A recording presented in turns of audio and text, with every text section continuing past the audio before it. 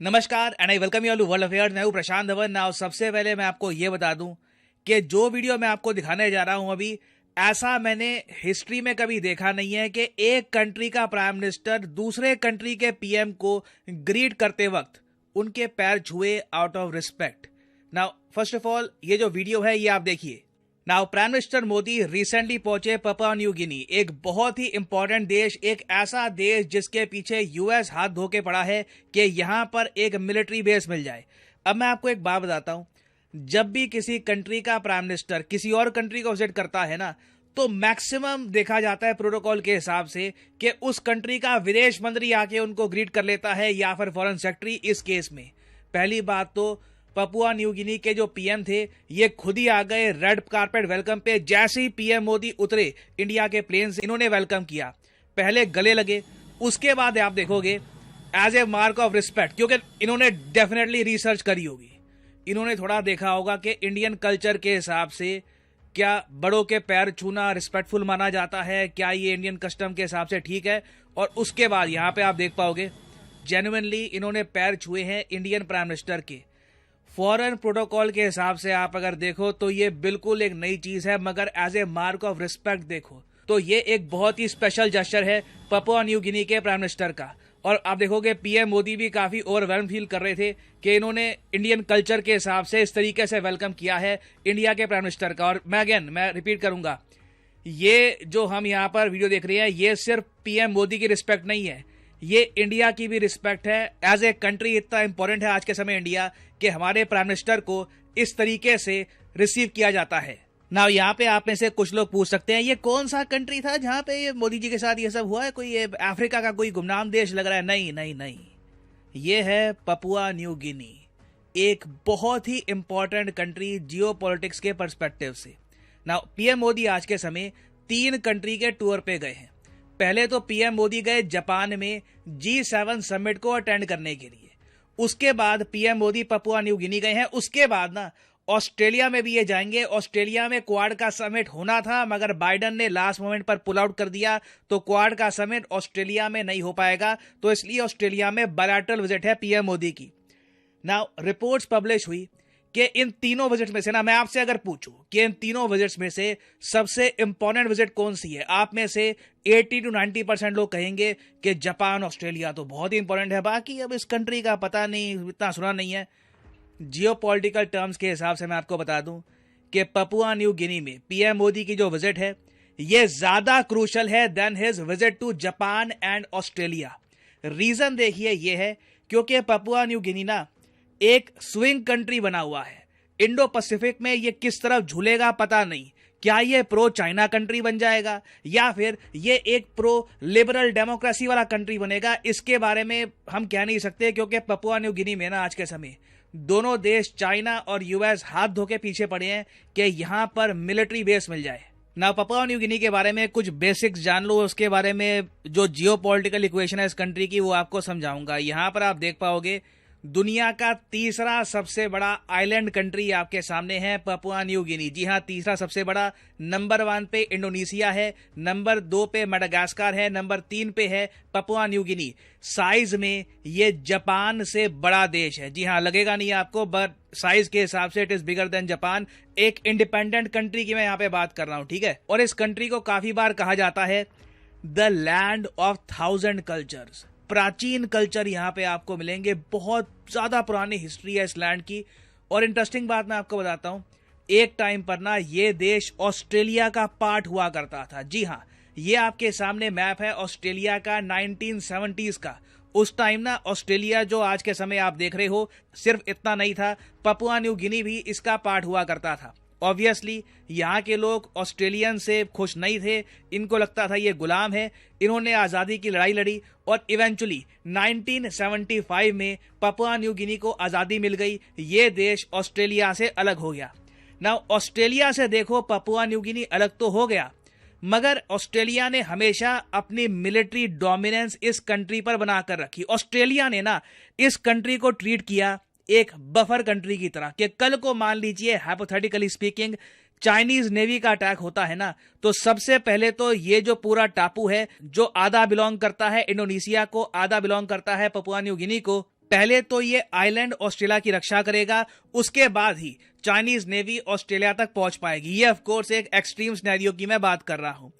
कई सालों तक ये प्रबंध चलता रहा, मगर जब चाइना के पास वेल्थ, पैसा आना स्टार्ट हो गया, तो चाइना ने एक बड़ी रणनीति ये बनाई कि पपुआ न्यू गिनी को भी डेट ट्रैप में फंसा लेते हैं, इसको लोन दे देते हैं और फिर हम यहां पर बनाएंगे एक बड़ा मिलिट्री बेस।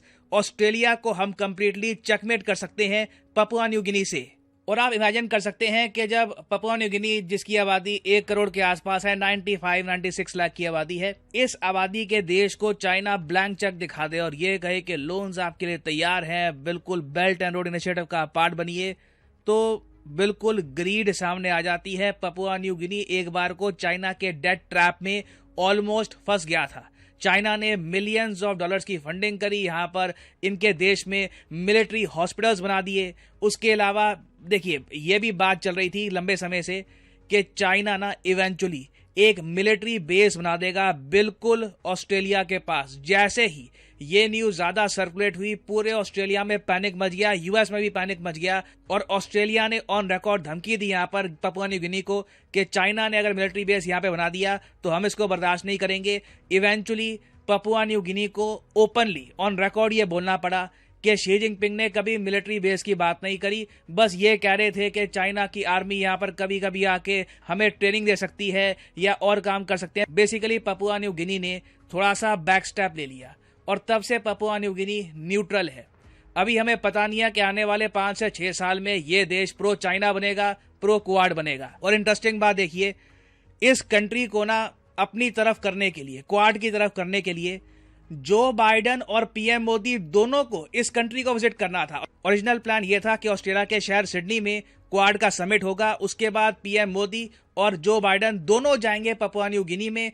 और इस कंट्री में ना देखो, इस अराइवल का इतना ज्यादा एक्साइटमेंट था कि इस कंट्री के लोगों ने नेशनल हॉलिडे डिक्लेयर कर दी थी, बट लास्ट मोमेंट पर बाइडेन ने अपनी विजिट कैंसिल कर दी। पपुआ न्यू गिनी के लोग बहुत डिसअपॉइंटेड थे, मगर पीएम मोदी ने अपनी विजिट रीशेड्यूल नहीं करी। पीएम मोदी गए पपुआ न्यू गिनी में और आपके सामने ही है, चाहे जो बाइडेन इनके साथ नहीं थे, कितना भव्य तरीके से वेलकम किया गया है पीएम मोदी का।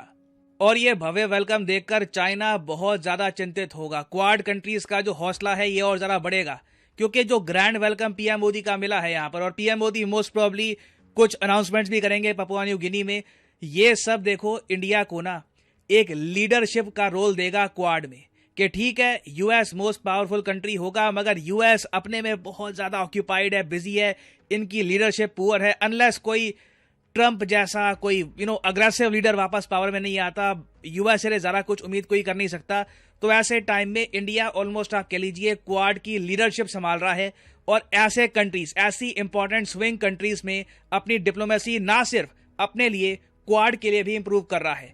तो ये एक बहुत ही इंपॉर्टेंट विजिट है और इन द फ्यूचर कुछ अनाउंसमेंट अगर इंडिया करता है यहाँ पर, उससे रिलेटेड मैं एक डेडिकेटेड वीडियो लेके आऊंगा। फाइनली यहाँ पे मैं आपसे क्वेश्चन पूछूंगा कि पपुआ न्यू गिनी की करेंसी क्या है। गूगल करोगे आपको आराम से मिल जाएगा, कमेंट सेक्शन में करिए आंसर। सही आंसर जो लोग करेंगे उनकी कमेंट को मैं हार्ट दे दूंगा, ताकि बाकी लोग समझ पाएं कि सही आंसर एंड सेव मनी। और इसी नोट के साथ यह है वीडियो का अंत। Thank you for listening. May the gods watch over you. भाई ये वीडियो कल मैं ट्विटर पे देखी, जब पीएम मोदी जी जो है वो पपुआ न्यू गिनी में लैंड करते हैं और वहां के जो प्राइम मिनिस्टर जो है वो जिस तरह आकर उनका वेलकम करते हैं, आगे से जो पीएम मोदी जी के जो एक्सप्रेशन थे उनके लिए भी मैं देखा था, ये काफी हैरानी वाली चीज थी कि शायद उन्होंने ये वेलकम इस तरह जो है वो एक्सपेक्ट नहीं था किया। बिल्कुल, क्योंकि नॉर्मली क्या होता है कि आप एक दूसरे के साथ हैंडशेक करते हो या फिर आप एक दूसरे नमस्ते करते हैं, हाँ, या गले मिलते हैं। क्योंकि अगर हम लोग पास्ट में भी बात करें तो जहां तक मुझे आपका जेस्चर सबसे पहले इंपॉर्टेंट होता है। और मुझे बहुत अच्छा लगा कि जो बाइडेन ने मना कर, लेकिन मोदी जी ने अपना रीशेड्यूल नहीं करा, उन्होंने गए। क्योंकि एक आगे वाली कंट्री, यार एक बात बताओ, आपके घर पे मेहमान कहते हैं कि मैं हम आ रहे हैं शाम को, खाना वाना आप बना लो, शाम को ना आए, तो फिर वो वैसा बोल लगता है। वो तो एक बहुत बड़े देश के देश के प्राइम मिनिस्टर होना, और फिर वो पूरी प्लानिंग कर, नेशनल हॉलिडे तक डिक्लेयर कर दिया था उन्होंने। तो इस तरीके से फिर रिलेशन कहीं ना कहीं हम पर ही होते हैं, इन द सेंस कि वो अफेक्ट होते हैं। तो वही चीज होती है। बाकी मोदी जी ने जो जिस तरीके से वहां पर अपने आप को शेड्यूल को खराब नहीं होने दिया, और जो वेलकम मिला है भाई, हैट्स ऑफ मतलब एक बड़ी बात है इंडिया के लिए। अगर एक कंट्री इंडिया की इतनी रिस्पेक्ट कर रही है, जिस कंट्री के पीएम की अगर कोई कंट्री रिस्पेक्ट कर रही है ना, तो उस कंट्री को कोई भी नहीं रोक सकता यार तरक्की होने से। और दुनिया में जगह बनाने से। सही बात। बाकी यार ये नई इन्फॉर्मेशन थी हमारे लिए, हमें क्योंकि पता ही नहीं था यार ये कौन सी कंट्री है, तो आज पता चला कि भाई ये ऑस्ट्रेलिया का हिस्सा था, फिर आजाद होके फिर अलग हो गया। और इस कंट्री पे यार चाइना और यूएसए की आंख है भाई, इधर जाके वो आर्मी बेस बनाना चाह रहे हैं। तो भाई मोदी जी ने भी कुछ सोचा होगा वहाँ के लिए, अगर गए हैं तो जो बहुत जल्दी उनकी दूसरे को इज्जत दी बिल्कुल और मजा भी तभी आता है। नहीं बनता है। और यकीन माने वाकई इंडिया के लिए ये प्राउड मोमेंट था। और पीएम मोदी का इस तरह का स्वागत बनता भी, इतना 1.5 करोड़ के कितनी 1.5 अरब की आबादी है और उससे उसके कंट्री के प्राइम मिनिस्टर हैं आकर, तो वो बनता ही है।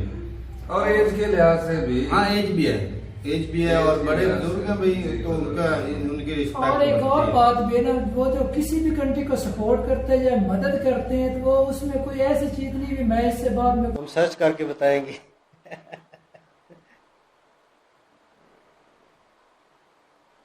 कीना हैं? कीना देखो पपुआ न्यू गिनी, अगर 1 रुपया 1 कीना हो, शायद कीना ही है मेरे ख्याल में, हाँ कीना, तो पाकिस्तानी बनते हैं 81 रुपए। 81 रुपए बनते हैं तो वही ऊपर है। फिल्म और देख ले जी, हमने आंसर बता दिया। वीडियो जबरदस्ती अच्छी वीडियो होती है हमेशा इनकी।